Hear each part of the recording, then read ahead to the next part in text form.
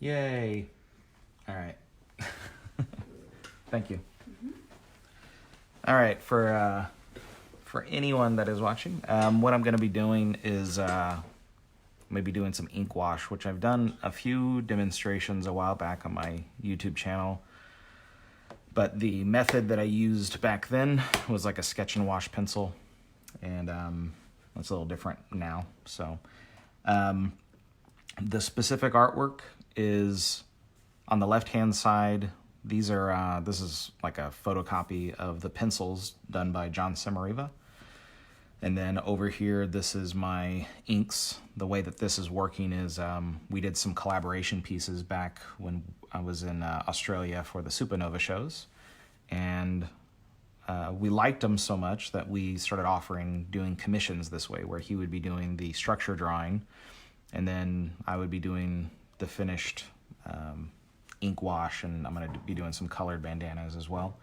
So on the left here, this is what Jon Sommariva penciled, and I think it looks fantastic.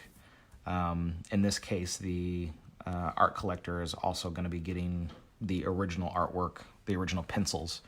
And then I printed this off on my home computer, or home printer, and then light boxed it yesterday in ink, and then added some contour, spot blacks, and thicks and thins in ink.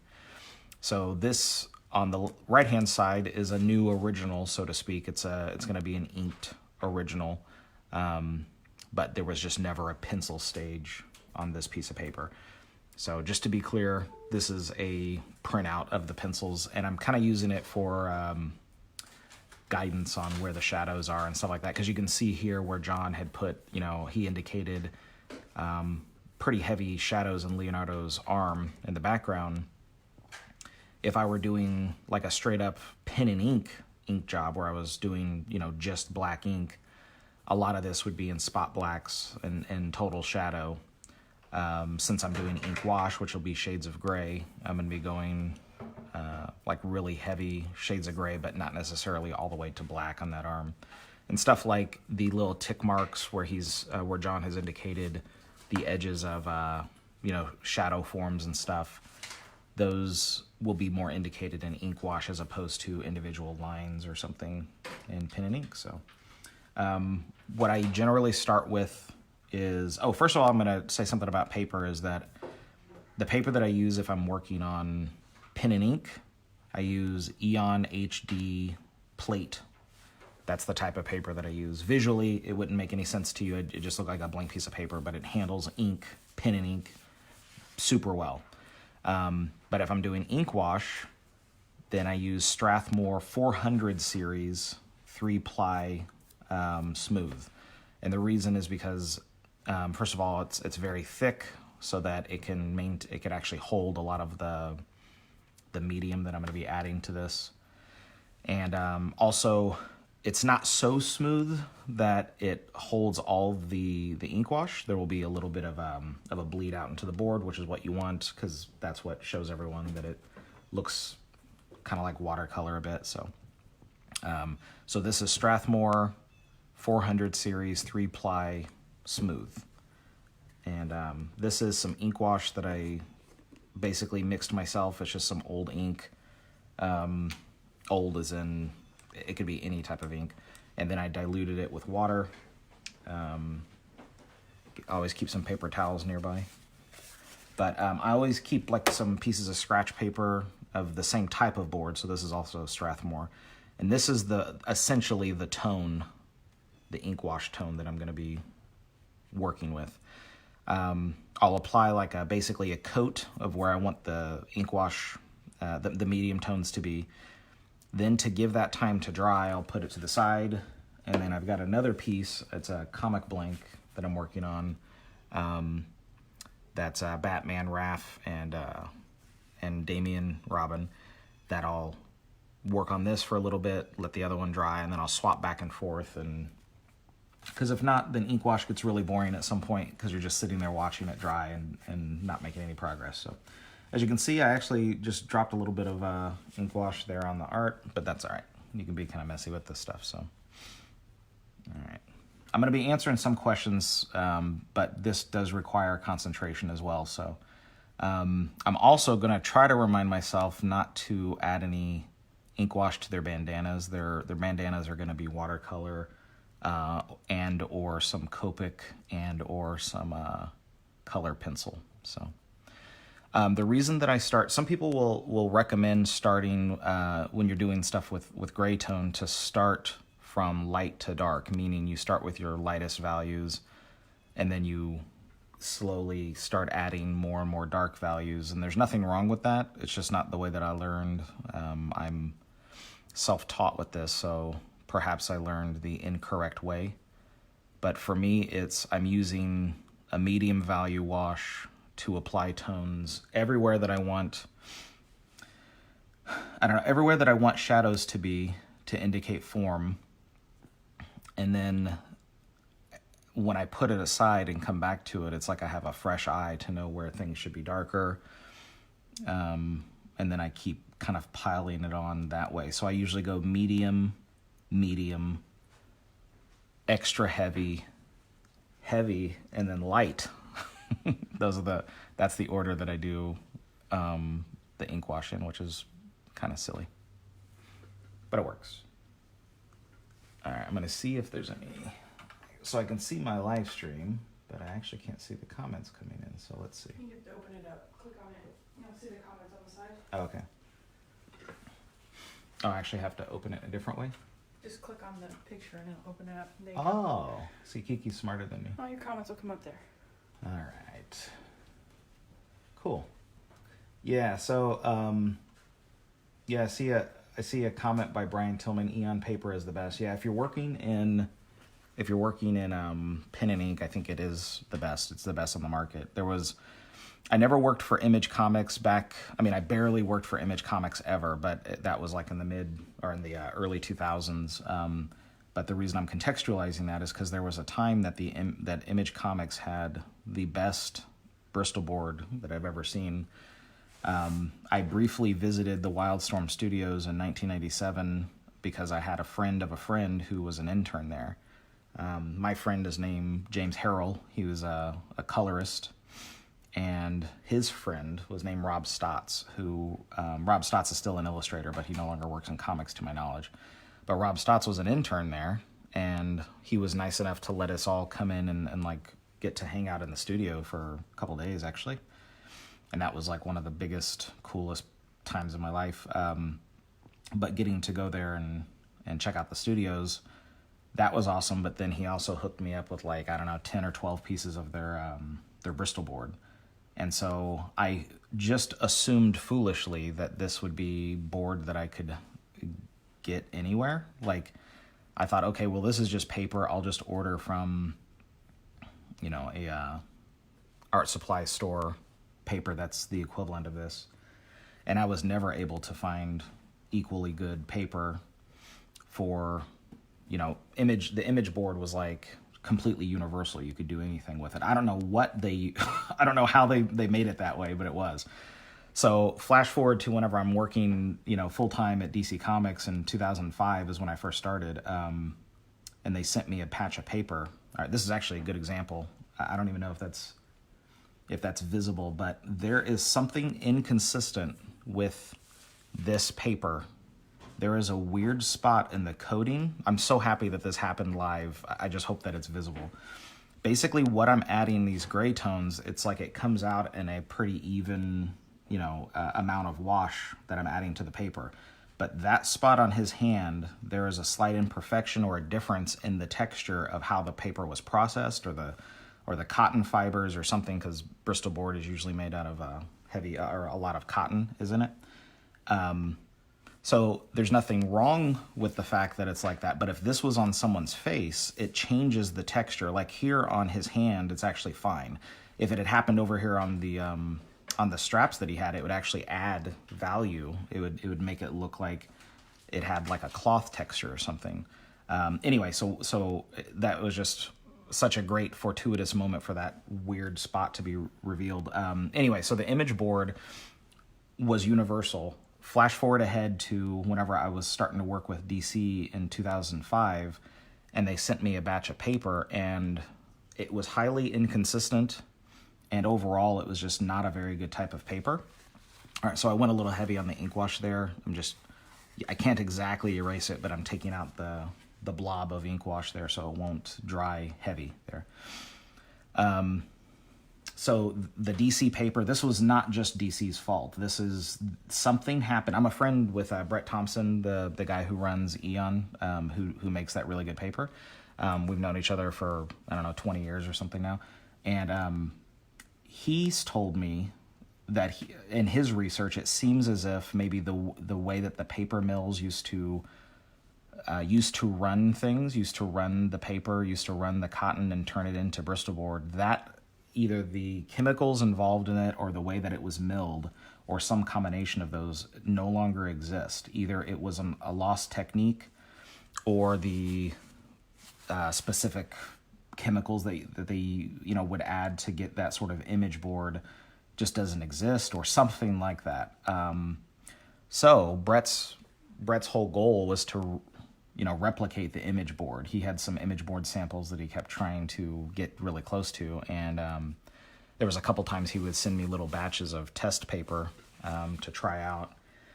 Anyway, he's pretty much hit it really close now. It's not identical to the image board from back in the 90s and stuff, but it's really close. And if you're inking on it in pen and ink, it's amazing. I think the only real flaw with the Eon board, the newer stuff, in my opinion, and I've told this to Brett, is that it's a little too good for ink wash. Like the finish on it doesn't allow for much bleed to come out. Also, it does a little bit of a weird texture thing if you ink wash on it. It gives like this slightly dotted look that subsides when it dries, but when you're first ink washing, it looks very weird. But one of the cover to issue 2 of Batman Ninja Turtles was actually ink washed on the Eon board. That's the only time that I used it, and that's when I kind of discovered that it was not the right type of paper. You have to choose your battles with your paper. So anyway, I'm rambling about that because finding the perfect paper and finding the perfect whiteout are probably the 2 holy grails for most comic book artists. All right, you might be able to see this or not, but right down here, there's an awful lot of ink wash. It is just like tempting the paper to let this run down the page. That's about the extent that I would ever push it as far as how big of a blob of ink wash that is. But I like that because it puddles there and it forces the ink wash, the liquid forces itself into the paper over time, and it spreads out and it gives it that, the signature I'm ink wash look that kind of looks like a bit like a watercolor as well. So, but you have to be careful if I was at a higher tilt on my table, or if I accidentally ink washed up here and it ran down, it would probably run down the page and give me a problem that I'd have to solve with whiteout and stuff like that. So, all right, I'm gonna look up here, see if there's other questions.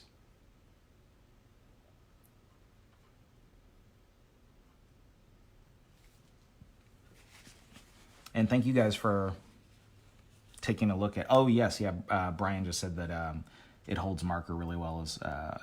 It holds marker very well, and that is true. Yeah, the Eon board does hold marker very well. I've noticed that marker works on this paper as well, on the Strathmore board, quite well. So if you're working in marker, you've got your choice of quite a few different types of paper and types of finishes, because the Eon board has a couple different models that you can purchase as well. And thank you guys for the compliments. I see those popping up that it's looking good and that I'm doing a good job, and thank you. I was telling the art collector whose piece, who will actually own this once we're done with it, I was telling him last night that while working, I don't ahead of time, I don't know exactly what it's going to look like by the end. So there's an element of we'll just kind of stumble across the answer. I mean, I know like if the light is coming from above, what side the shadow should be on, and how to make forms look like they are rounded. I know that type of stuff, but what I mean is I don't have a crystal clear idea of exactly what it'll look like at the end.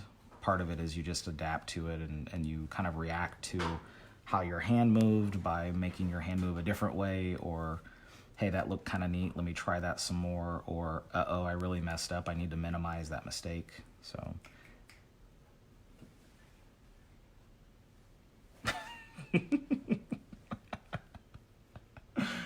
that was funny. So anyway, obviously you guys couldn't see that, but I heard my wife Kiki was snapping at something, and I thought she was trying to get my attention. But what was it? The cat? No, the cat. Oh, the cat. Okay. Yeah. Sorry, that was me adjusting my desk too. It was Kiki adjusting her desk. That's the auto desk thing.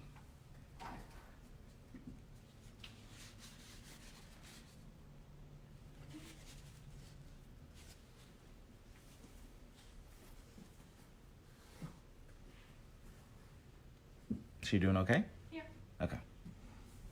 Oh, you were trying to get her attention to come down? Yeah, she was Okay. there earlier, and when I walked away, I think she took it as a negative, so I was trying to bring her back over. So she Okay. was on. That's all.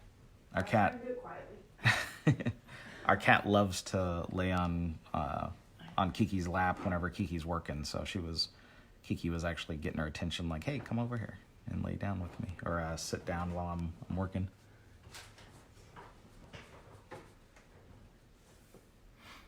Okay, so the first pass of ink wash, at least for me, that's always medium, is the one that takes the longest, because I'm indicating, part of it is I'm exploring on the board what it is that I need to do, but it's also because there's just the most ground to cover here.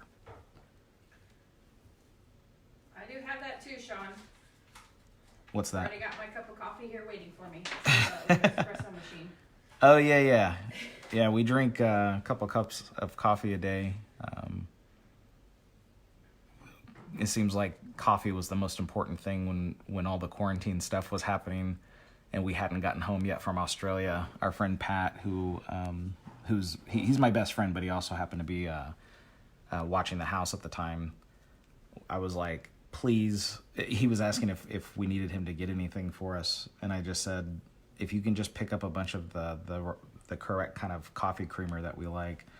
Everything else we can handle, and also Kiki had a pretty well stocked up pantry and everything. We can handle everything else as long as we have coffee in the morning. So that was actually the one thing that we asked him to go out and brave the uncertain world to bring home a bunch of coffee creamer for us. So we could be locked inside as long as we had coffee. Truth. Okay, so right now, if I wanted to add more, I could in a few spots, but the problem is that now there's a bunch of puddles, and if I add more in the shadows, it'll probably just puddle up more, or maybe risk running down the board, which I don't want. So I'm going to not mess up, hopefully. I just ink washed in his bandana of it. I'm going to add a little bit more, and then I'm going to swap this out for the comic blank. So I always have at least two pieces that I'm working on at the same time. That way one can be drying. So hopefully you guys can see like the difference in the ink wash, like the sort of puddles that are formed here on the board. And this is a really big one over here in his forearm. You can kind of reverse the direction a little bit of it. Like I'm going to hold it up like sort of upside down, make it go down the page, which would be actually up, and then lay it down flat so it's drying.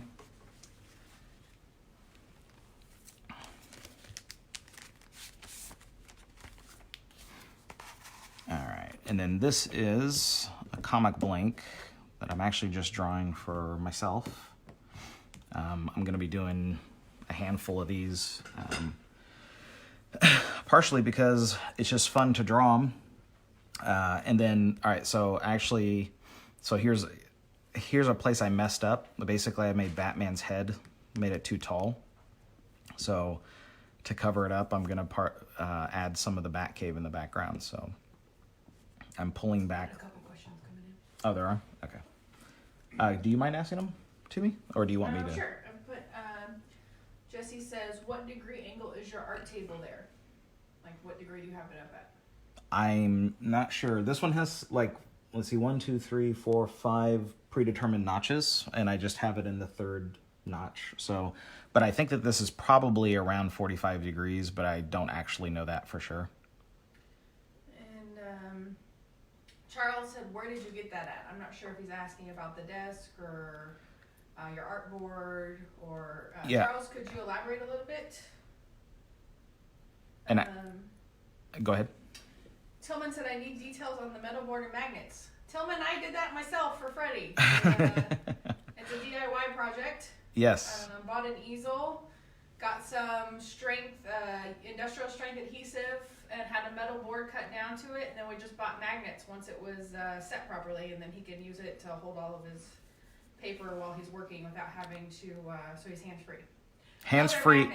Yeah, they're magnets. And then that way also I'm not using tape or something. I was previously using tape, and it would sometimes pull up some of the fibers of the board, or, you know, sometimes even worse than that. So, yeah, what Kiki did was really smart, and she's quite good at coming up with ideas of how to modify or customize things we already have, or thinking of, you know, sort of creative ways for in the future, like what if we did this? And then she would come up with, so she came up with the idea literally of this whole desk setup. So I had already a desk that could go up and down for my computer, which is great. But then whenever I would ink, I was working on a drafting table that Kiki had gotten me, I don't know, 15, 20 years ago, something like that.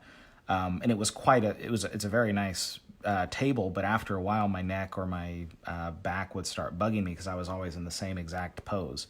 And so Kiki said, and by the way, I have to admit, at each phase of these, I would always fight her.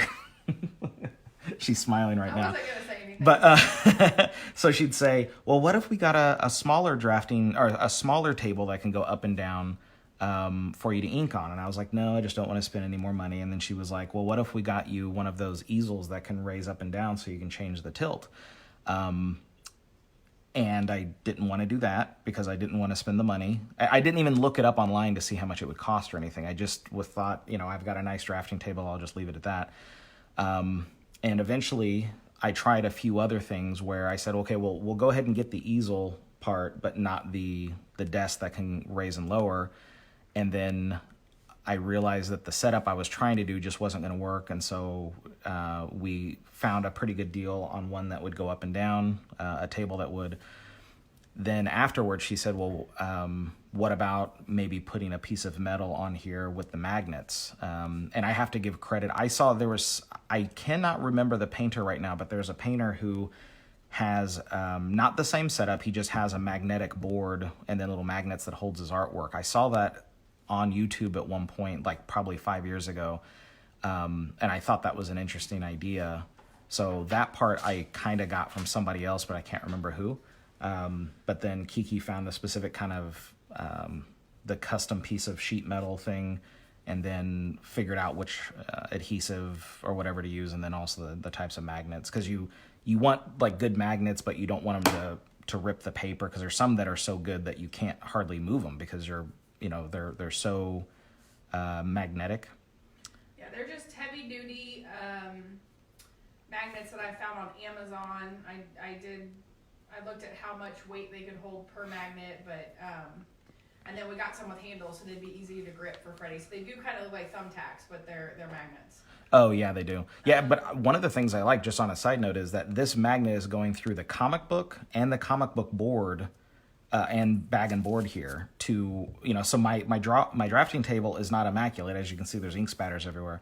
But, there's plenty of people who get comic books graded by CGC, and you don't want the back of the comic book to get messed up or anything, and you don't want to tape anything to it. So using a magnet, it works really well, that it's magnetic enough that it's going through the whole comic book and the bag and board and attaching it so it's protected and holding it up. Let's see. Somebody asked where you're located. We're right outside of Kansas City. We went to school together at Washington High School in Kansas City, and then we moved across the border into Missouri. So we're now on the Missouri side, right outside of Kansas City. Thank you, Brian. Luckily, it worked And sometimes the ideas that I get in my head actually work out. Other times, I'd say most of the time. Even more. Yeah, no, but I'd say most of the time that your ideas pay off because you have a good. Kiki has like a Tetris brain, so she looks at things in a way. It's creative, but it's not the same type of creative necessarily that I have. And she pictures how things can connect together. So she does all the packing, and whenever we go someplace, she's always great at like knowing how the luggage will fit in the back of the vehicle, and she just has a brain that can take things and move it around and place them together. It's pretty cool. John, it's actually, we have an espresso machine and an AeroPress, so not necessarily drip brew, but it's still good quality. So we were gifted a travel AeroPress when we were in Australia by a couple of friends of ours from down there, and it was fantastic to have on the trip, and I put it to much use after we had gotten it, so I really appreciate that. It's one of those things that I love, and was able to have my coffee while we were traveling overseas.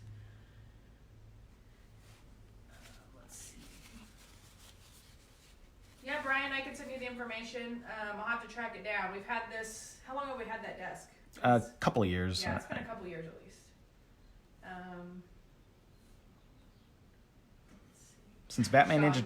He said What's that? He asked if he could hire for me to make him a desk when we're at GraniteCon. That's between you guys. I don't know. Maybe you offer your services as a artistic. Builder. Yeah, I was gonna say as an artistic recreator of their studios or something. Hey, Eric. Eric Weathers just joined us not long ago. Hey, Eric. Let's see. Yes, he does do CGC grading. You can have stuff sent to him, and then we'll send it straight to CGC. We've done that a few times. So yeah, I don't have like an account number or anything like that, but there's been plenty of times where basically there's just a form that. So I would need like your name and whatever name that your CGC account number is under, and then of course the account number. I then fill out and sign that there's like a 1-page form. And then I send that in. Instead of sending it to you, I just send it to them, so I don't even charge anything extra for shipping or anything. Joseph says, how do you like inking with a brush versus digital? It's two totally different animals, I think. It's like, I mean, not that your question precluded this, but it's kind of like asking somebody, how do you like pizza versus eating a steak, or it's like you can kind of compare them, but they're just so different. So anyway, what I like about using a brush is that you get these really natural forms and shapes, and it's almost like there's an outside influence telling, like outside influence, meaning that the shape of the brush and how loaded it is with ink wash or something, that's contributing something to the artwork that I'm not expecting. So it's almost like I'm getting help. But sometimes if you don't control that well enough, it can be like a wild animal and do something you didn't expect. And you're like, whoa, and now it's too late because it's already happened. So with digital, I feel like you always know what you're going to get. And with a brush, so with digital, you always know what you're going to get, and there's a nice predictability to that. But then again, it can lack spontaneity. With a brush, it's a lot more spontaneous, and you kind of get help in that way, but it can also go really wrong. So, Sean said, "Hey Freddie, is that a dry paper towel used to pick up the extra ink wash?" Yeah, it's just something we got at Sam's. So I just use but this. You are specific to the ones you like for pattern making, so I can't buy any others unless they're the Sam's brand. All right, yeah. So I don't know the actual brand. I mean, it is probably Sam's, It's but just there's the Sam's Club brand. There's a pattern on here, and you see all those little dots and stuff. Now, I mean, the reason I'm pointing that out is because when you rip it, it kind of rips in the shape of some of the circles. So I will use this to add different types of textures and stuff. So if you have a paper towel that's maybe much smoother, that doesn't have the same type of texture, or maybe even ones that just have different amounts of fibers in it, or how thick or thin it is or something like that, it's going to give you a different type of results. Well, these happen to be what I started using. We had them around the house back years ago, whenever I first started really getting into ink wash, and I liked the texture that it gave. I liked it so much that I didn't want that to change. So The Members Mark brand. I have to buy that all the time. Members Mark. Yeah, that's it. Members Mark, I guess. I don't know. But yeah, I've got a whole bunch of them. Anytime that a paper towel roll gets kind of low, basically around the house, that's one of my chores around the house is to keep the paper towels stocked. I'll basically take what's left off the roll and then replace it with a brand new roll, and then I just fold them into fourths like this, and then keep them around keep them handy all the time. It worked out great for us because I had so many stocked up that during this crazy stay-at-home stuff, we don't need paper towels or napkins or That's true. paper anytime soon. Yeah, that's true, because we buy them in bulk and always had, even for years ago. Julie King asked if we're coming to Iowa soon. Well, we've had several cons that were scheduled for the next couple months that have been rescheduled. So, not Iowa, I don't think was on our list for this year, but depending on when everything is over and we're able to go back to cons, we'll see. It looks like we have nothing planned for Iowa, but for us. I'd be, we'd be happy to come there depending on the show and how it fits into the schedule. We had 14 shows planned for this year, and we've done 5, and then now everything is upended, where we don't know. We know where some of the shows have been rescheduled to, but sometimes they're overlapping with shows we've already agreed to. So there's kind of a mess of rescheduling stuff right now. And Iowa there's nothing planned for that. So maybe in a future year. So I know if we do go up there, we'll definitely have to stop in and see Mom and Paul and all the family that lives up there. So that's true. Joseph said, did you do the He-Man versus Thundercats in digital or brush? I drew the layouts digital, printed those out lightly onto Strathmore Bristol board, and then ink washed and brushed from there. So it's kind of a combination of both. The digital part, which is the layout and the composition, it helps a lot to make your compositions look nice if you're working digital, because you can move stuff around and change your spatial relationships or try out different poses without wrecking your paper by erasing over and over and again. So it was like digital for the layouts, and then the rest of it's all traditional. All right, so I feel like I'm getting pretty close to what I can do on ink wash. For the first pass of ink wash on here. I am going to add, so up here, if anyone's just joining us, I had made Batman's head too tall. And so I covered it up, trying to cover it up rather, by adding some of the Batcave. So I was just using medium ink wash, and this is kind of violating my normal protocol, but I just want to see if how successful or not I'm going to be able to cover this up. So I use the brush I was just using, I use for medium and light values. This is a different brand of brush I got from Jet Pens. I can't even remember the name of the brand, but it's still a sable tip, but I just keep them distinctively different. Like this one is for lighter values and this one's for darker values. Part of it is because I'm so lazy, I don't clean my brushes very often, so I don't want to have to keep cleaning the dark value brush to make light values. So here I'm just trying to find out if there's another route I should go with trying to save, because I could potentially white out around his head, but it seems like that would be kind of distracting if I had just a ton of white out around his head changing the shape of it. So right now I'm just looking to see if I add some darker values in the cave, if it's giving me an indication that it'll work. So yeah, I don't know if you guys can see how much ink wash is on the paper, but there's quite a bit. And right now I'm also showing this to you guys, but it's I'm also holding it like this to keep the paper flat. That way the wash will be spread out more. It'll just lay flatter instead of puddling as much in one spot. No, what's that? Oh, Kiki got a phone call. I'm listening in. No, I'm just joking. So that'll probably be fine. So I'm going to put this one aside, see the type of texture it gives me in these heavier values, and then work on this other piece in the meantime. usually I work on like between 5 and 6 pages at a time. All right, so here we can see this didn't completely dry. It's fine. I can still work. It's still workable while I'm waiting for the other piece. The other piece is just not as large, so I didn't have to ink wash as much. All right, so I'm going to do medium again. I need to go slightly higher so you guys can see the full image, I can tell.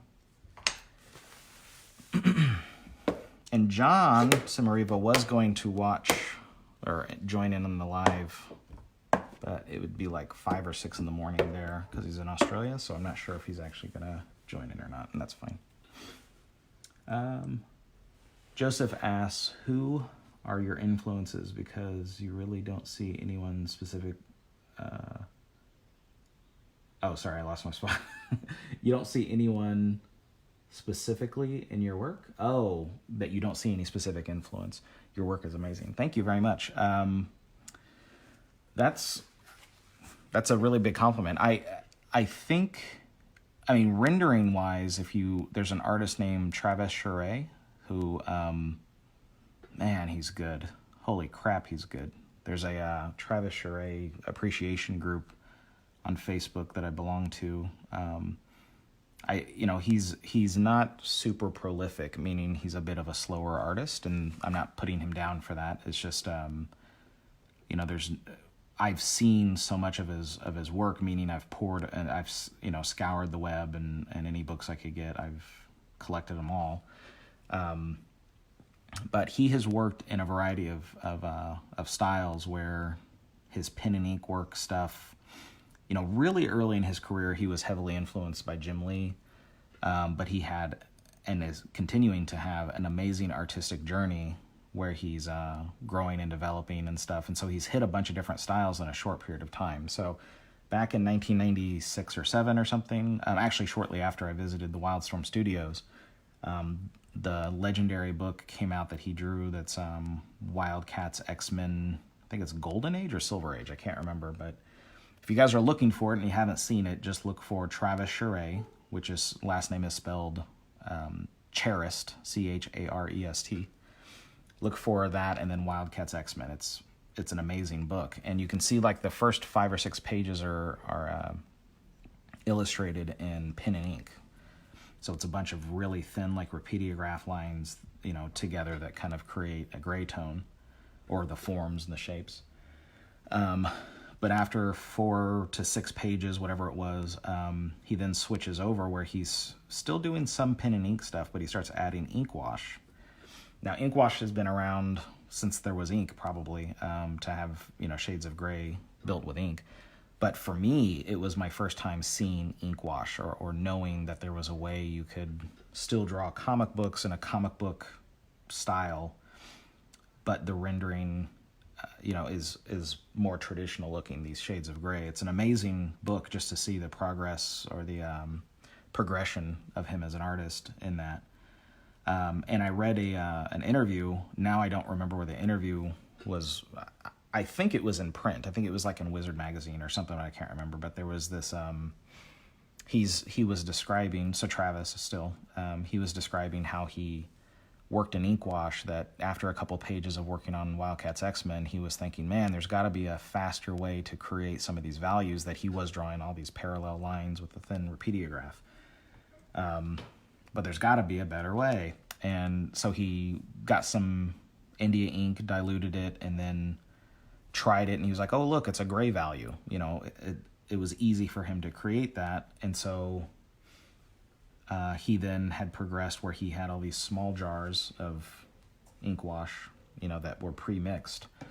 So that's where I got, just from that written, there was no photos or anything in that, in the interview that I'm thinking of at least. Just in that interview, to me, was like a whole nother way of working. Now, it took me years and years of working with that style, just his sort of description of that style to go from. Like, that was my starting point of how I might be able to work that way.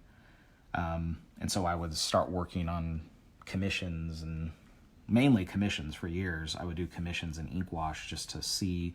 It was like a way of getting paid to explore the style. And, people tended to like it, meaning the art buyers tended to like it. And then eventually I would do like a couple of covers here and there in ink wash. And then eventually the first full story I drew in ink wash was just an 8-page story for Conan. It was in a book called Savage Sword, so it was like a bunch of collections of short stories. And then that led to doing it in, ink wash, doing it on all of Batman Ninja Turtles, and then that led to He-Man Thundercats and on. So thank you very much for I have tons of influences. It would be, my earliest influences are Jim Lee, Wendy Penny, who does ElfQuest.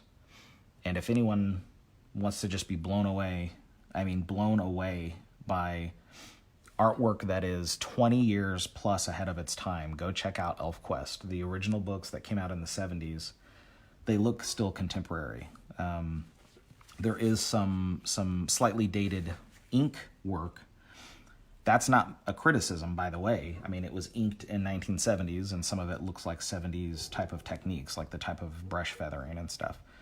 But her storytelling and her technique of drawing like textures, body proportions, she mixed together both sort of traditional illustration, mixed a little bit with Disney, mixed a little bit with anime.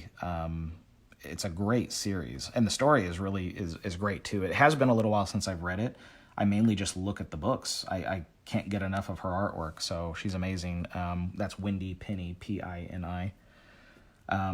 So Jim Lee's X-Men 272, and then Wendy Penny's ElfQuest Book 3. I think it's Book 3. I could visually I can recognize it from the cover, but I can't remember the number. Those are the two books that really made me want to draw comic books for a living. And then from there, Arthur Adams, Mike Mignola, Frank Miller,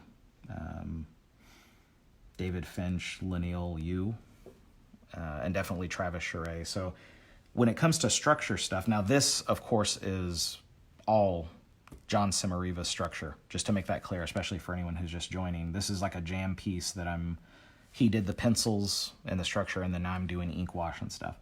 The normal stuff that I draw, I think that the structure is heavily influenced by Jim Lee. There's a little bit of Bart Sears in there because I love how he draws large muscle mass. There's a lot of Kevin Eastman and Peter Laird, the original Ninja Turtles. Those guys were hugely influential to me. So that's me rambling, but it's weird because I love talking about technique as far as like specific tools and different ways of working, and then about these awesome artists who have impressed and influenced us over the years. I love talking about that, and I can just ramble on and on about it. If you ever ask me about that type of a thing at a convention, be prepared to be standing there for a little while. All right, so this was the second pass of medium, and it didn't take nearly as long as the first pass, because now it's like, there's already some medium there, and then I'm just adding like an additional layer, like an overlap, which is pretty easy to do. It's like I'm reinforcing what was already there. And I have seen some styles where it basically would just end here, which is that there's just pen and ink for the contour lines and spot blacks, and then they would just add a few layers of ink wash just to imply some shadows. And there's nothing wrong with that, but to me it doesn't feel finished yet, so I'm gonna put it aside, let it dry a little bit, and then start adding some additional darker values as well. Did you answer Joseph? He said, who are your influences? Because you really don't see anyone specifically in your work. Your work is amazing. I did. I just got through rambling for 20 minutes. Called and she was telling me thank you for her box. No, you're good. That's good. So I just did answer him, though. Okay, cool. No, Travis, he's drawing sitting down, but it's just the camera angle that we have. He's working on a lap desk that angles up, and it's got some hitches to hold it. So he's asking if you were drawing standing up, or if it's just an angle. Yeah, it can. It is a desk that can stand up, but currently it's sitting down. because I could raise it up to be standing height, but right now it's not. I find there's a very specific time whenever I can do that. I usually try to do that a couple hours a day, but it's best whenever I'm actually doing this type of work here, but not as much if I'm doing like the final contour lines and stuff like that, because then I want to be sitting down and like intimately have my face directly in front of the artwork, as close as I can get it. Joseph asked if you're coming to Vegas. No, I think we did Vegas last year. So this year we did Hawaii. So Vegas will probably maybe next year, depending on how things work out. Yeah, who knows how conventions will be run in the future, where there's, I saw all sorts of weird articles about like people won't be shaking hands or going out in public anymore or something like that. But I love conventions. I hope that they don't change, or if they do, not much. And I would love to do the Amazing Vegas again. It'd be great.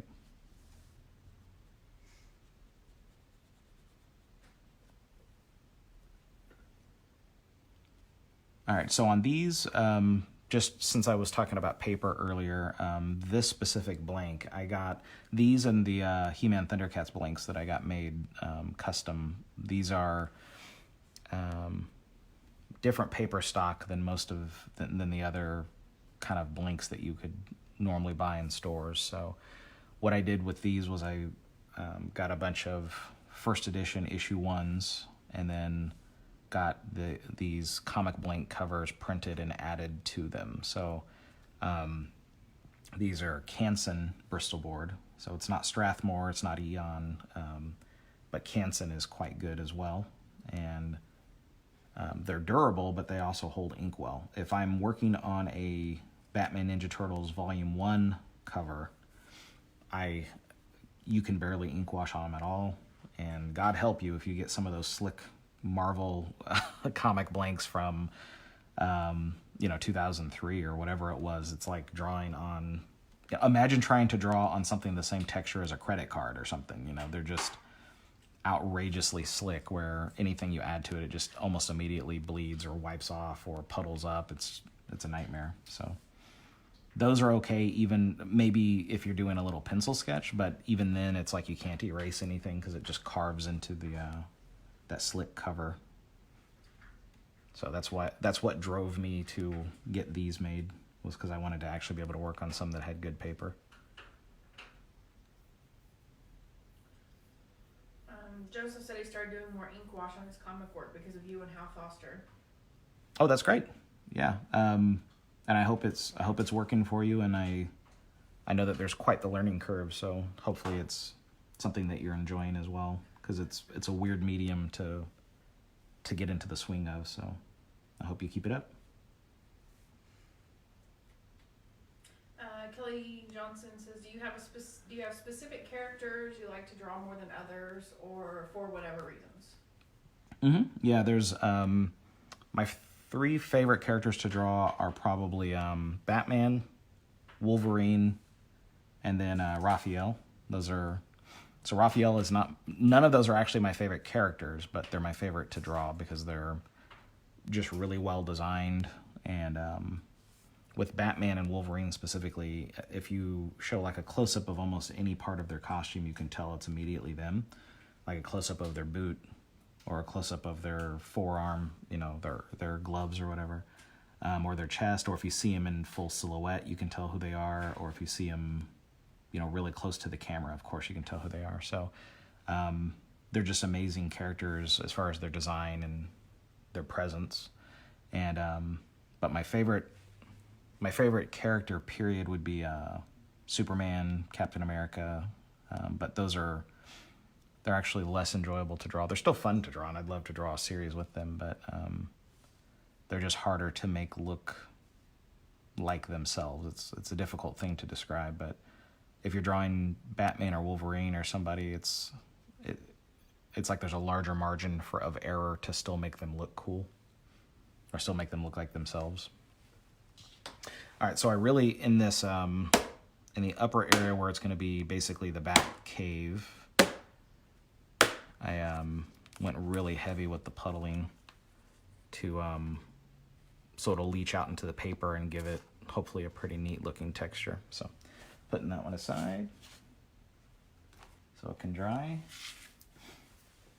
And then coming back to this one. So this one's still not all the way dry, but it's pretty close. So it's workable. I keep forgetting that I need to move this up further so you guys can see a little better.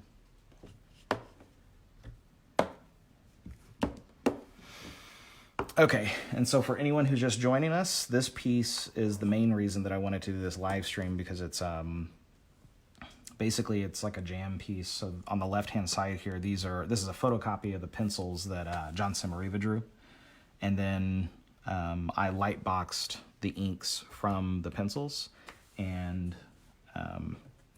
so basically it's a jam piece where he did the pencils and then I'm doing the finishes, which is the ink wash, and then I'm going to add some color in the bandanas. I don't know if I'll actually do the color of the bandanas on the live stream here, but I maybe it depends on how far I get in this. But so the art collector will have two different originals. They'll have the pencil original, which is not this, but the actual real original, and then they'll have the finished ink wash and with color accent. They'll have that original as well. It's pretty cool. It's really fun. Jon Sommariva's shapes are like so full of energy. Anyone who's an artist that's looking at his work knows what I'm talking about. It's like there's a lot of squish and stretch that's happening, like in animation terms, and you know, we're good friends, and so we've hung out quite a bit together. And anytime I ask him, he of course has like practiced and taken an intellectual approach to things, but a lot of this is just his innate instinct that he's a really good artist and knows how to make. It feels right, you know, like for him whenever he's drawing these characters that are essentially standing still. They're not, you know, but there's just all this movement to them. It's really, in other words, I'm saying he's a natural at making these kind of really dynamic, motion-filled shapes, even if it's a character that's sitting still. It's great seeing his sketch work. I put the pencil original on his Instagram, and he said the TMNT shot that my fellow turtle artist Freddie will be inking and toning on Facebook live stream today. So awesome. Yeah. If anybody wants to see the pencils, you can check it out. Yeah, I've got them a little bit covered up here, but I'm keeping them side by side so that I didn't light box some of the elements, like the little sort of tick marks indicating where the shadows are and stuff. I didn't ink those because those will kind of be translated in gray tones. So, for example, let's see. Let me move this without creating a mess. Here's Leonardo's arm. His arm in the background is essentially all in shadow. And the way I've ink washed so far, the foreground and the background arm on Leonardo are essentially almost at the same depth.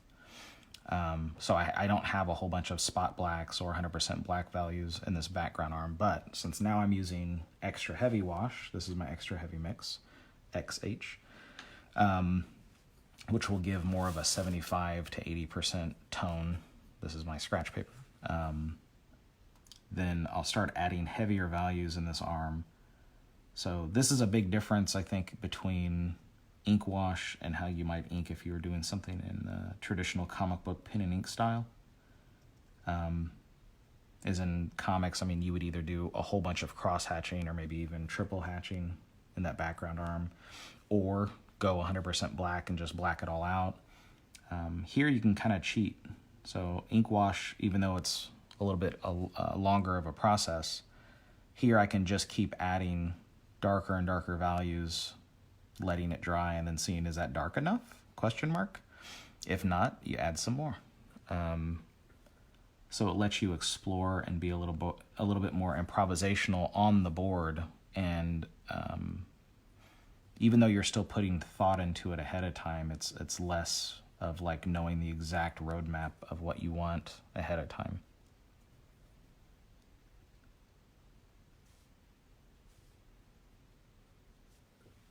So currently I'm using So like if this image had Batman in it or something like that, then Batman would really pop to life whenever using the darker value of ink wash. And when I get back to that other cover, I'll start adding a lot of darker values in his cowl and cape and stuff, which will pop him out.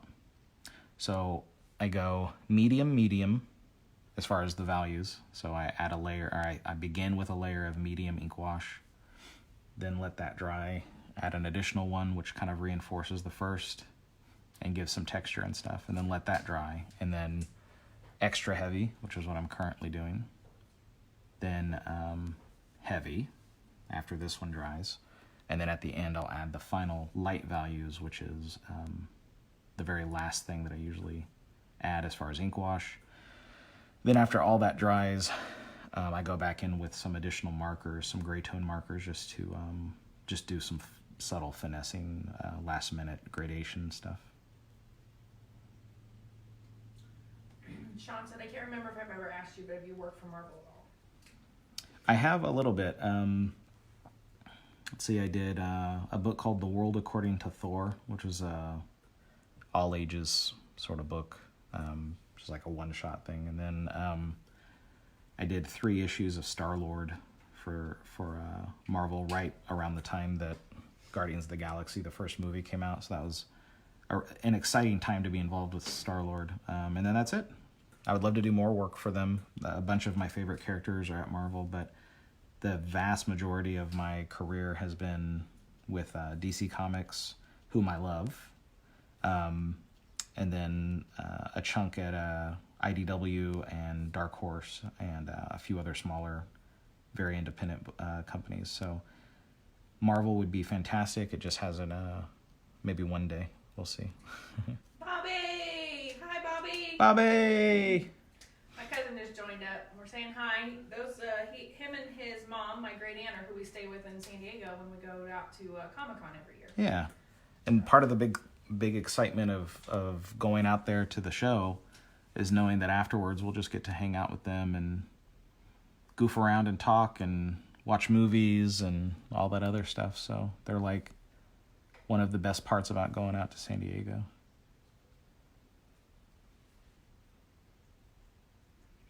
Bobby said, hey, Monster Face and Kiki.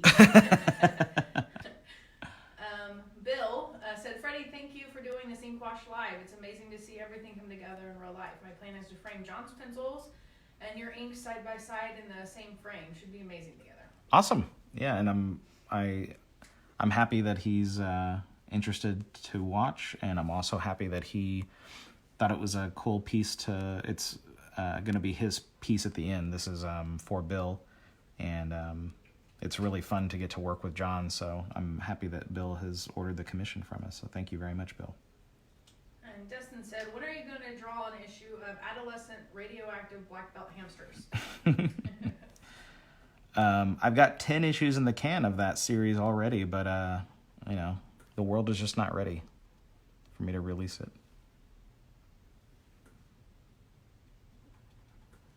Actually, the joke that I always make whenever I'm acting like I'm trying to come up with a Ninja Turtles ripoff or something is something to do with sloths.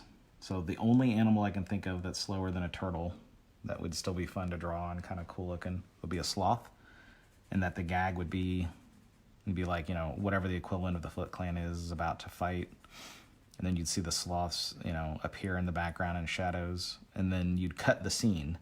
So you'd cut away to supporting characters or, 5 hours later or whatever. And they would have basically defeated all the bad guys, but you never see how. They're just so slow that you can't imagine, what they have done to defeat the bad guys. But that gag would get old very quickly. So you absolutely are, Bob. He said, we're Kiki's and Freddie's West Coast Fortress of Solitude. And Jon just said, popped in. Hey, Jon, Kathy's brother, Jon. Oh, yes, yeah, Rogers, yeah. Yeah, hey, Jon. Hopefully you're staying safe. I know you're still probably having to deliver the mail. So I've been checking in on Kathy and Mama Rogers, and everyone's been doing good from what I've heard. So tell everyone we said hi and send our love back to them all. Dustin said you can call them the Thumb Clan. All right, consider it done. The Thumb Clan. All right, so in Leo's straps here, being very careful, because if I went in all willy-nilly or like really heavy-handed in that area, there would be I would basically kill my highlight. Now you can always add a highlight back in with a Posca pen or some other whiteout or something like that, but I'd like to try to preserve the highlight naturally as well.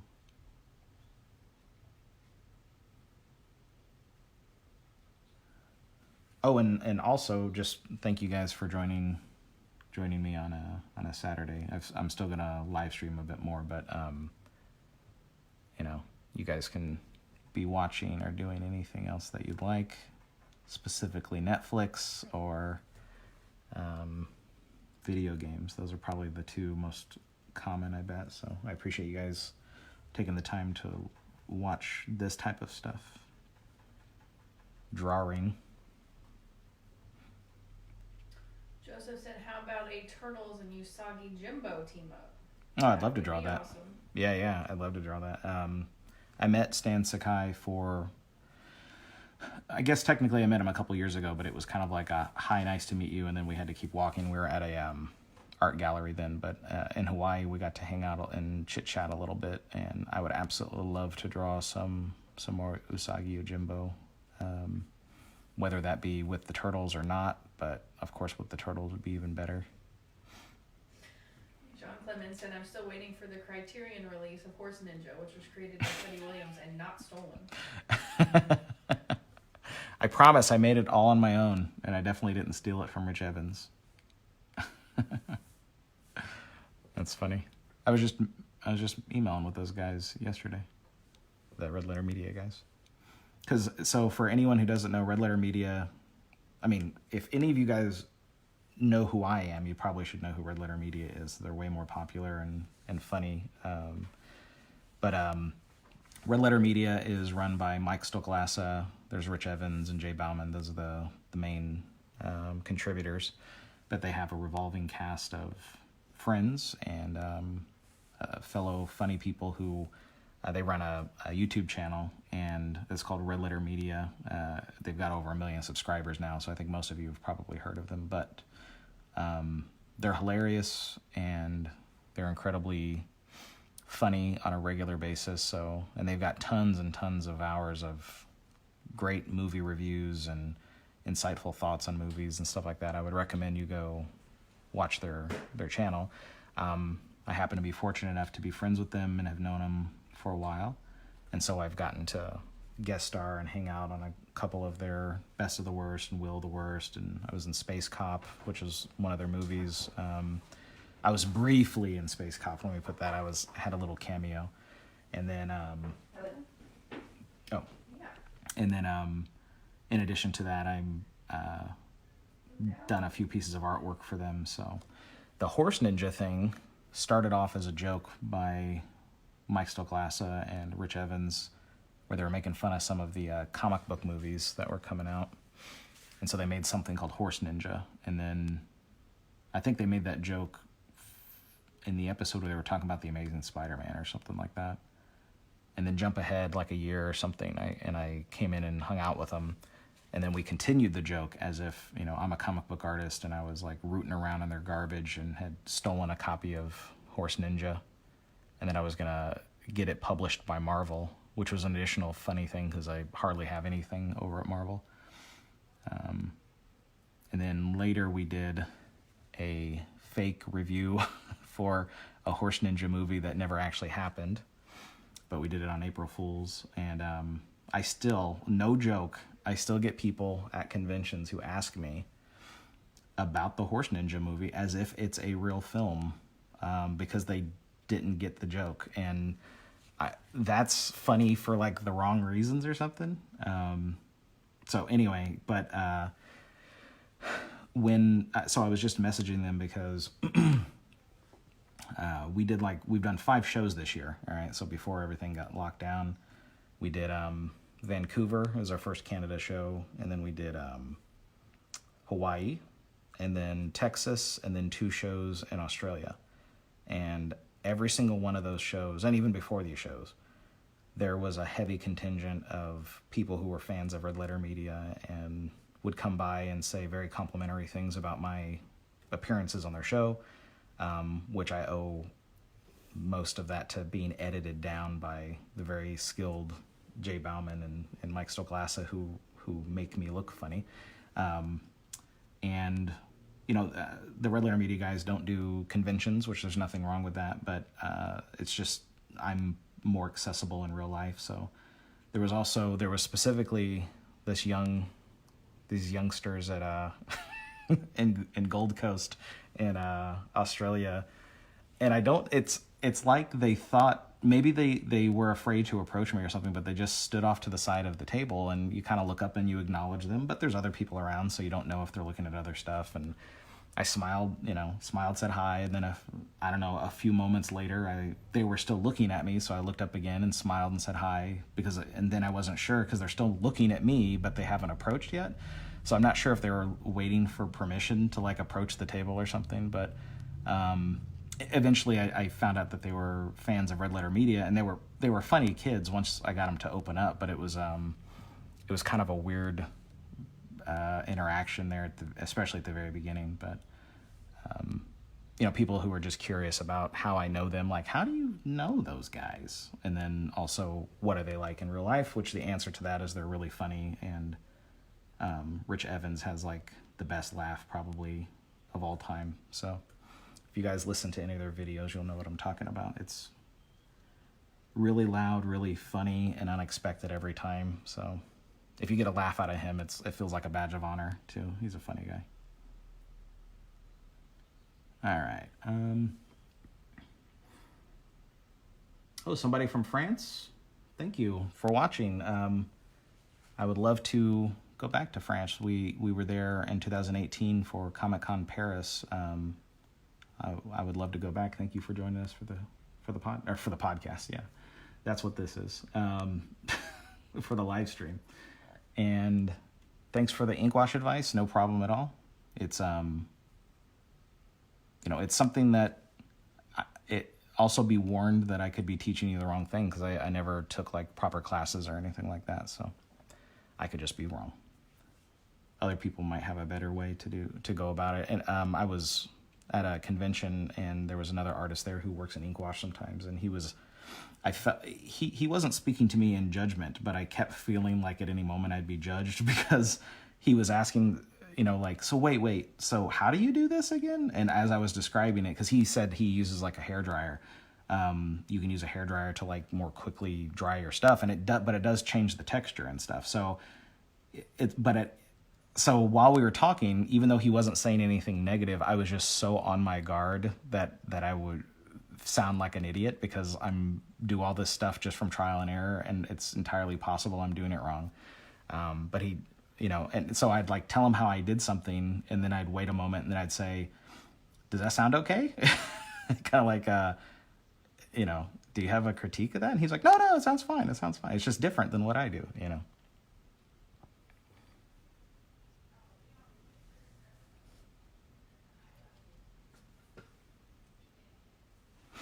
All right, so I think I'm done with this pass. So there's still more to add. So, actually, before I put this away, I can do one area that, so the inside of their shells, meaning the part that's on their chest and bellies, I'll show you how I'm using paper towel to do this. So this is the same paper towel that I've been using. The fact that I've crumpled it up doesn't help or hinder, to my knowledge, but I'm dipping the frayed edge into my ink wash, test it a little bit, make sure it's not too wet, and then you just start dabbing. So you kind of give a bit of a sponge texture. Hopefully that's pretty light, so hopefully it's showing up on the live stream. But I'll be going over this a couple more times, and then also using a darker value too. So if you go, I'm not masking it off, but you want to try to, I'm paying close attention to the shape of my paper towel here, so that I'm trying not to get it in the bandana or in his, especially the highlights of his musculature or anything. So that one's pretty thoroughly used. Now the frayed edges are all worn down, so it's trash. And then you grab another one. I think she unpacked the other part of the box, so she called me again. Okay. It's so cute. Was she saying, like, I can't believe how much is in there? Yeah. Yeah, Kiki just had delivered a nice care package to her grandmother, who is 86, I believe. Yep. And we definitely don't want her getting out, so Kiki sent her a nice little care package. And she called us earlier crying because she said we do too much, and that's very sweet of her. And then just now she called back because she got to the other part of the care package, so she was saying the same stuff again. Very, very sweet. All right, so here, pretty small area that I need the inner part of the shell. So I'm getting a pretty small piece of paper towel. Yeah, it's not bad. I can also kind of fake this texture a little bit with some pencil scribbles, and or the chunky side of a gray tone marker.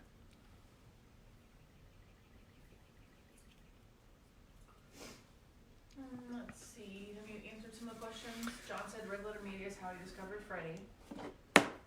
But he's been on a TMNT deep dive for a couple years.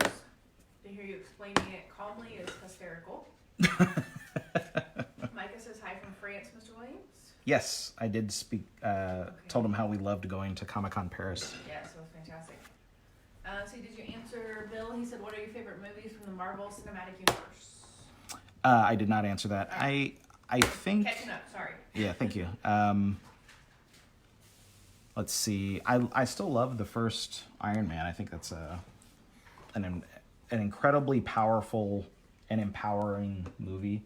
And there's something about Robert Downey Jr.'s performance that's fantastic. And it's still like, I mean, it's obviously not realistic, but it's real enough that it feels to me like it's not breaking any rules or many of the rules of reality. So, and then the first Avengers movies, those are probably the two Marvel Cinematic MCU movies that I really enjoy the most.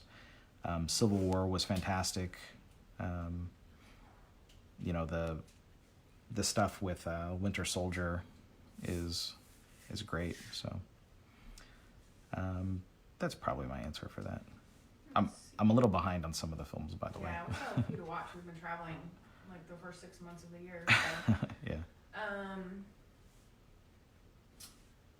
Let's see. James said he's hoping to finally meet you in real life one of the days. So hopefully after all the Comic-Con start, you know, getting rescheduled and happening again, we'll be able to meet a lot of people. That'd be great. Let's see. Joseph said, what is the name of the Travis Charest book again? So he can write it down. Yes, it is Wildcats X-Men. There's a crossover of Wildcats and the X-Men. It's either gold or silver. I can't remember because they didn't have numbers for this series. It was like Wildcats X-Men and then a specific color.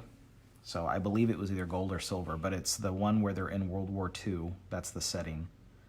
And it's amazing. And then if you just want to, I mean, I would pick up as much of Travis's stuff as you can. You're going to be in a real treat because you're going to get to see it all at the same time. So Wildcats Special #1, which was kind of like an annual. It was like a double-sized book, Wildcats Special #1. Then he... and in that book, you can see a progression where there's some pages that you would swear Jim Lee drew him because that was where his baseline came from. And then there's other pages that you can see that, you know, it took him a few months to draw this book. And so he was already exploring stuff and kind of branching out different rendering styles and stuff. And then he started drawing Wildcats at issue 15, if I'm not mistaken. And that first issue is like a more blocky Jim Lee, or more his line work is the line work by the inker who I believe was I'm drawing a blank. it's not, it was either Troy Hubbs or somebody. I feel like an idiot. But it progresses from Wildcats issue 15 to 16, 17. It's like you can see his style go more minimalistic, more blocky, and then it becomes a little abstract. Then if you pick up also Wildcats, I think it's issue 50. There's like a chromium cover. It's like a silver cover, and it's a double-sized book. Dave Johnson, I believe that's his name, drew the first half of the book, and then Travis drew the second half of the book. And that's to me the reason to get the book. Nothing against the first half of the book, but it's amazing what Travis is doing in there. And then later there's a Wildcats version 2 that Travis draws the first couple of issues of that, and it's collected in a book called Streetwise, Street Smart, something like that. That's the name of the trade. But if you just look for Wildcats version 2, so V2, issues 1 through 3, I guess, and then there's a few other odds and ends that he drew. But anyway, and then there's later, you should pick, later he did a book called Meta Barons where Travis spent a couple of years drawing, I don't know how many pages, maybe it was 80 pages or something, of this book called Meta Barons. And he didn't draw the whole book. The whole book, I think, was supposed to be like 160 pages, something in that ballpark. And I'm not sure if there were, what the reason was, but he ended up not being able to draw the whole thing. But what he drew is phenomenal. It's phenomenal. And it's ink wash, and then later he was also learning how to paint in acrylics and stuff like that. So fantastic stuff. So the main book I was talking about was Wildcats X-Men Gold or Silver, whatever it was called. But you should Wikipedia his works and then get as much of it as you can.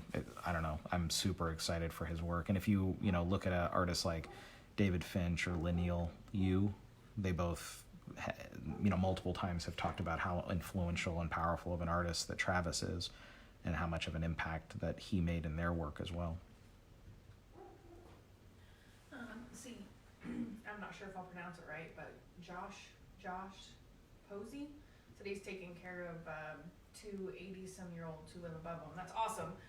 We have a couple neighbors who are both in their 90s, so anytime I go out shopping, we make sure to pick up stuff for them that they need so they don't have to get out. But yeah, kudos to you. Everyone coming together as a community is what we need, while socially, being distanced and paying attention to,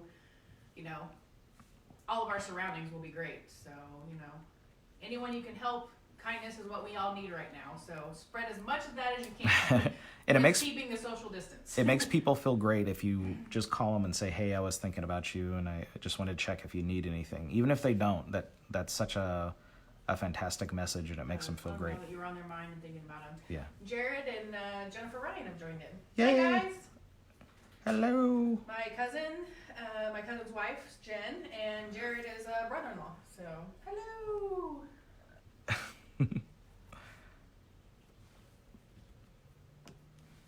So for anyone who's just joining me, this is almost like the secondary piece that I'm working on. I'm mainly working on ink washing a jam piece with Jon Sommariva and I, a Turtles jam piece. But that is currently drying, and in the meantime, I'm working on this piece, which is just kind of a warm-up piece. It's a piece I'm drawing for myself. I mean, I'll have it on my website for sale later, but it's one just to kind of like as a warm-up and something to have fun with. It's something that I want to draw. So it's not often that we actually have time to draw whatever it is that occurs to our brains, like, what do I want to draw? Batman and Raphael and Robin, I guess. And Jen and Bob and all them are out in San Diego, and she works for Father Joe's Village. So, Jen, I hope everyone out there is doing good and staying safe, and you guys are doing a wonderful thing with the community down there, and hopefully everyone there is staying safe. And It's scary times, so I know you guys are working your hardest and are probably swamped right now, but you guys do great work, so giving kudos where you guys deserve them for sure. Or the way that John would say it is kudos. Every time he would want to say kudos, he'd say kudos. Oh, John. Oh, John. Now. He's going to watch this later and be rolling his eyes. I know he will. But that's the fun of it.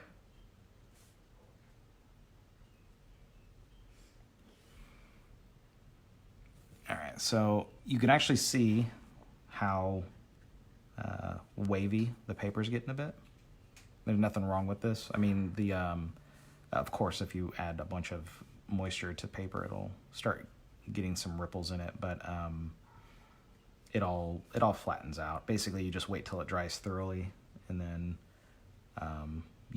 actually the biggest challenge of it will be getting a clean, flat scan of it. You have to put a lot of weight on the scanner, but over time it all flattens out when you put it in your archive safe portfolio book and you stack them all up, and then it just flattens the dickens out of it. That's right, I said dickens.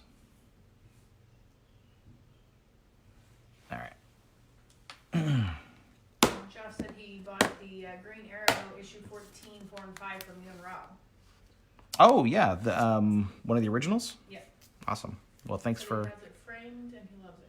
He loves looking at it. Thank you very much. That was a really fun series to work on. Rob Hunter is a fantastic inker, and that was one of the few times in my life that I've penciled a book for somebody else to ink, and we did a lot of exploration on that series together, where we had to figure out what the correct sort of language was for us. Anyway, so I'm glad that you got the page, and I'm glad that you like it, and it was a blast to work on together. Because normally I ink my own work, so this is ink wash, which is a little bit different. But even if you're drawing something with a bunch of different, individual lines, like a pen and ink type of drawing, generally I ink myself even on that type of style. But on Green Arrow, Rob Hunter and I worked together, so he's a great inker, and we had a good time. Bob laughing at your comment. What's he laughing about? What do we? And you said Dickens. Yep.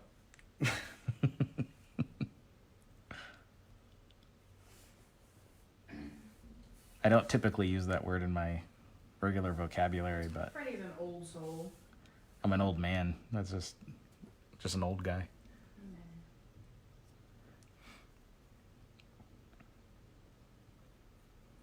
Okay, so in this area where I'd put some of the sponge texture, it almost flattened out to nothing. So I'll be able to reinforce it. Here, it looks pretty good on Raphael.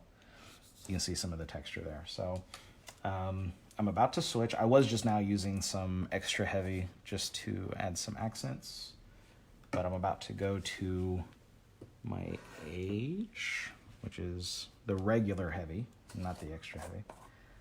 And because I'm lazy, I'm not actually going to wash out my brush. I'm just going to kind of cross-contaminate it. So I'm putting a little bit of the extra heavy into the heavy, but it's fine. So if extra heavy is like 75 to 80% black, regular heavy is closer to like 60%, I don't know, somewhere in there. I mix them all myself and I just eyeball it, so you never really know, I guess. And there are times that I'm halfway through a page and I go, man, that's really heavy, and then sort of add a bunch of water to it and reverse it out. So Joseph asked that he made a comment, but then asked that he has your digital art book, and are you going to do any updating for a newer version with the new techniques? I'm glad that he has that. So I wrote a book that came out 10 years ago. Oh, already? Over 10 years ago, actually. Doesn't seem like it's been that long. The DC Comics Guide to Digitally Drawing Comics, and that was the how-to book that I wrote. And in that book, it focuses on the use of Adobe Photoshop, to create either all digital pages or like a hybrid of pages where you can do a digital layout and then print it out to go to inks or pencils or whatever. Those are called hybrid workflows. And that's technically what I use now as a hybrid workflow. The how-to book focuses on Adobe Photoshop. That's still a very powerful mainstay program, but it's also a very expensive program. And since I've written my book, there's been Manga Studio, which became Clip Studio, and then a program called Procreate, which is one that's mainly for like iPad Pros, and they're great programs. So I have nothing against those programs. I just don't actually know how to use them. I'm just been using Photoshop the whole time, and never took the time or had the need to switch over to You never had the time, really. Yeah. You're always busy, so you can't really learn a new program when what you have works for you. Yeah, it's like if I can do everything I need to, do I stop what I'm doing, taking time that I don't really have to explore this other program? I'm not saying that's the wrong thing to do. It's just it hasn't been what I've been able to do. In fact, I think it was Gene Ha who we were at a convention together this a couple years ago, and he was coming up on a break that he was going to take on in his work, where he was going to like journey around to a bunch of different artists' studios and learn just what he could from them. And I thought that was brilliant. I hope to be able to do that sometime. And that would be, because we're not just talking about a specific computer program. We're talking about just what he could learn technique-wise, or the way you think about something, or how you store your artwork, or the way you set up your desk. Just anything he could learn. That's the kind of thing you would normally want to, or back in the day would be spread around through your time at a studio if you were working in a studio together. But people are so far apart now, working in their own studios. There's nothing wrong with that, but it decreases the amount of potential cross-referencing or cross-contamination of ideas and stuff. So anyway, I would love to, if I had, because since I work very similar to how I set up the book, the how-to book, the DC Comics Guide to Digitally Drawing Comics, I still work so similar to that there would be some stuff that I could update in the how-to, like a revised edition, but it doesn't feel like it would be an essential update to make. So maybe, because I still use all, most of the same types of workflows and tools and stuff.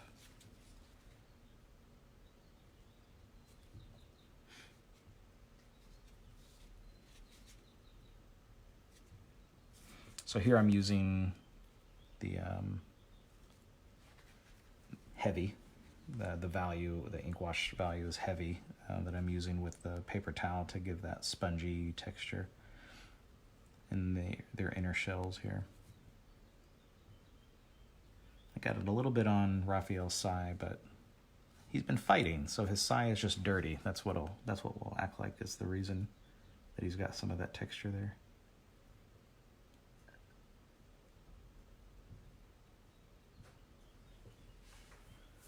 All right, and for up here, this is like way too big of a sponge to use, so to speak, a paper towel piece. So I'm gonna try to use this little tip. Oh yeah, that's the right one, okay. All right, I think that looks pretty good.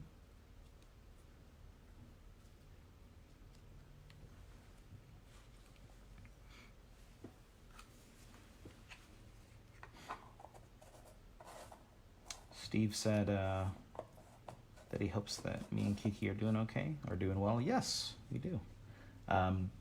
We are doing well, so thank you very much. And I hope you and your family are as well.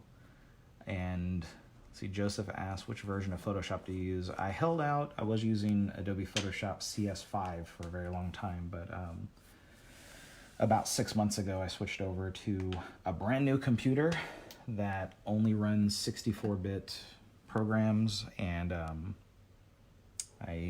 even though let me say that again. Catalina, the new Mac OS, only runs 64-bit programs, and I have Adobe Photoshop CS5 is not 64-bit to my understanding, and I could not get a copy of CS6. They were going for like $1,000 on eBay. I'm not even joking, and even then they said sold out, or they were for PC.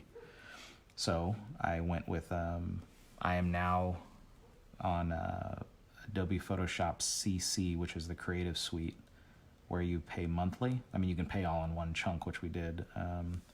So technically, I don't own that program. I just am, I don't know, leasing it, or whatever it's called. I'm not a real big fan of that model, but it seems like everyone's doing that now, so I think it's unavoidable. Eventually, it's unavoidable. And let's see. The inner shell is called plastron. I didn't know that. Huh. That's John Clemens just said that inner shell is called plastron. So I'm gonna assume that that's correct, because it sounds like it has to be. I've never heard that word before. Plastron. That could be also a new Autobot.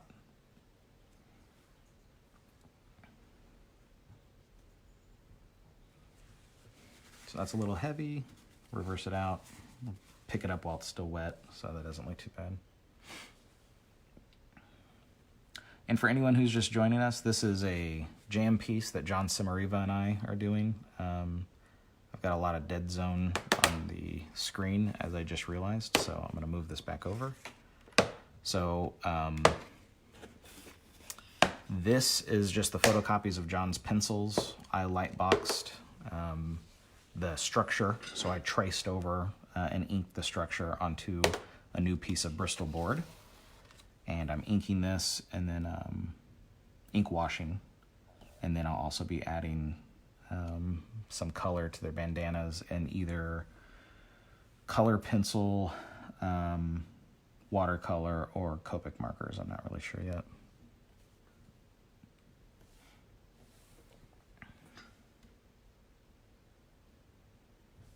So here I'm still using medium, but I'm just going around touching up areas that I feel I missed before. But the next step will be basically for me to use light L, which takes almost no time because there's the majority of the light tones are already present. Then I'll need to wait for this to dry and add some marker values and some pencil rendering and that sort of stuff. So now I'm getting out my L value, which is the light ink wash. And this is more in the 8% range. I don't know, around in there, 5 to 8%. So it might not even show up on the camera. I don't know.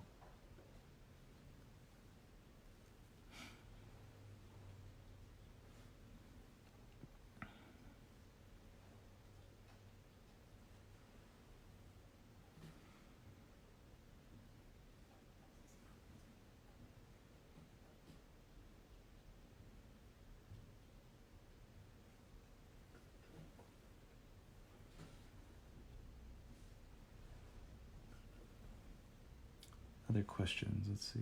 Yeah, somebody said, may I suggest Metabang? It's a freeware. I'm not sure. Sure, we'll take a look at it. I'll Google it to figure out what it is. Never even heard of it. Matt Wrights just joined in. Who did? Matt Wrights? Oh yeah, hey Matt.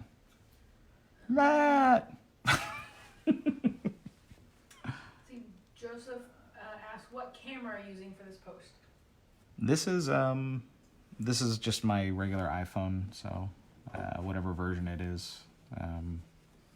We're just doing a live stream with that, so I don't know what version I have. It's the big one. It's big and it's got a fan on it. I'm just joking.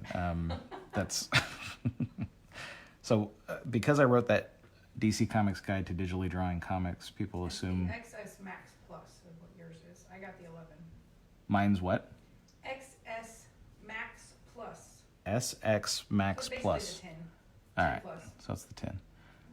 But since I wrote that how-to book, people assume that I know a ton about computers, and I know a lot about a couple of programs, but Kiki actually knows more about the hardware and stuff than I do. So several years ago, we were installing a new graphics card in my old computer, and somebody asked me what kind we had installed, and I didn't know the name of it. I still don't. I think it's like Raytheon or something, but I didn't remember the name of it.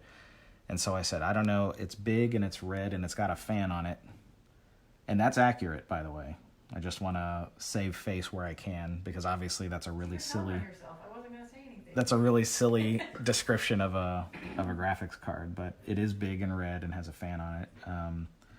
And then Kiki gave me the specific specs of it, so we make that joke all the time. So, but of the two of us, Kiki has like the ability to do a lot more mechanical and that sort of stuff than I do by far. So, like we think there's a pretty good chance we're going to need to get a new garbage disposal soon, and I know I've seen her switch out our garbage disposal before. So, of the two of us, she definitely has the handyman skill set. I pay him in food and baked goods to say that, but thank you, honey.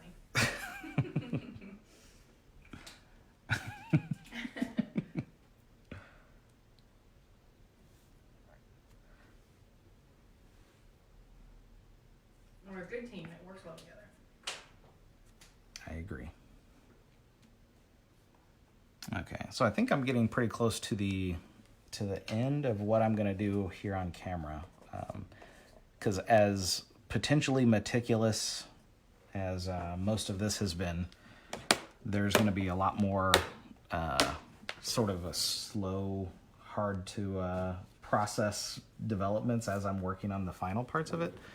So in other words, it would be even harder to judge the progress that I'm going to have to do on it to finish off the piece, to actually finish it. Because it's a bunch of little bitty, squiggly sort of detail stuff. But I'll add the light values to this one, and then I think I'll be done with the stream at least. So any last minute questions before I go, let me know, because it's just going to be a few more minutes, and then Kiki, if you wouldn't mind reading them, that'd be great. No, Matt just said, hey, buddy. And Sleep Bud said, you do amazing work. Thanks for bringing some of our favorite characters to life through amazing artwork, or through your amazing talent, sorry. Thank you so much. Thank you. Joseph said, aloha. I look forward to seeing your next live stream. Awesome. Thank you, guys, and thank you for joining me, joining us specifically. This is the kind of thing that I'm very fortunate to get to be able to do for a living, to get to draw the characters that we love, and so far most of the feedback I get, the vast majority, is very positive. So I'm very happy that people like my interpretation of the characters and stuff. Specifically, the Ninja Turtles is heavy. My interpretation is heavily based on the Eastman Laird Turtles, so that to me is the best version of them. No, he hasn't. Joseph asked if you have boredom shaved your beard yet. No. Trying to think, have I done it? I haven't really felt bored. Shaved your beard in forever. That's true too. Time. Yeah, I haven't. Occasionally you'll do like a Riker, like a thin line, but that's even been years. A Riker. Mm-hmm. I haven't really felt bored. We've had a lot going on here at the house, so.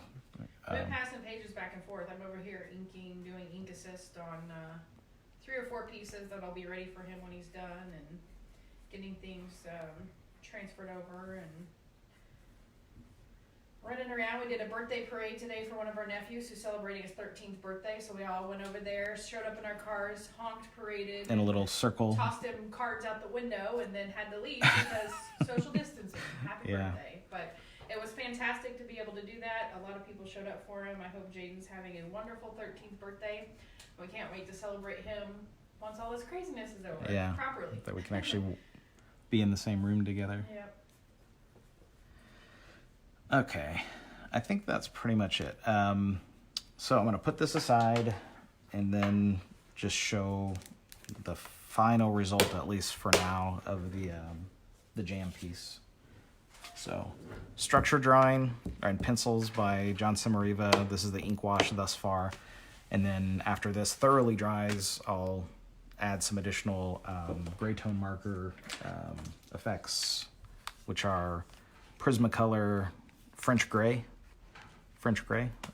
Does have like a slightly brown hint of color to them that blends in really well with the ink wash. So, and then I'll be adding some color to the masks as well. But I think that's it. Thank you everyone for joining me, and take care, and hopefully we can do it again. Thanks.